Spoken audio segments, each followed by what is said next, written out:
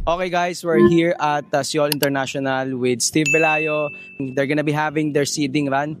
But before the seeding run, they're allowed to do their practice run. So Steve, how's the track condition and what's your mindset going to the seeding For run? the track conditions, it's wet. What? Because it rained last night. Yung trail, sobrang daming padyakan. Nakakapagod talaga. Pero masaya naman. What I feel about the seeding run, tatry kong makadikit sa kila Alden, Simon, tsaka Gab. I'll do my best.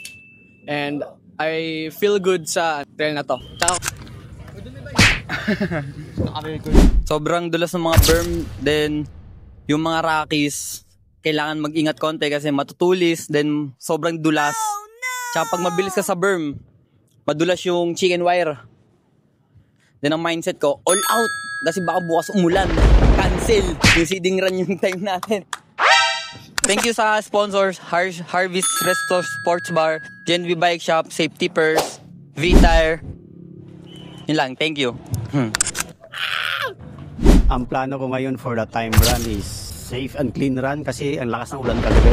Tsaka yung racetrack kasi bandang gitna pababa is sobrang madulas, rockies, roots, ang lalaki ng roots. So the game plan is it fast and safe because time run namin ngayon is it could be considered as a final run if the weather tomorrow is unbearable.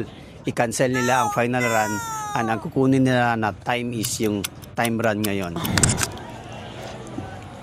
At yun lang, shoutout po sa Team Harvest Sports Bar, Safety Purse, JB Bike Shop, Wilmer Bike Shop, V-Tire, Voodoo, V12, User Dead especially na sumama sa amin ngayon. At ang laking tulong para sa amin, first time mag-international race at meron kaming media. Thank you po lahat and good luck sa riders and the Team Philippines.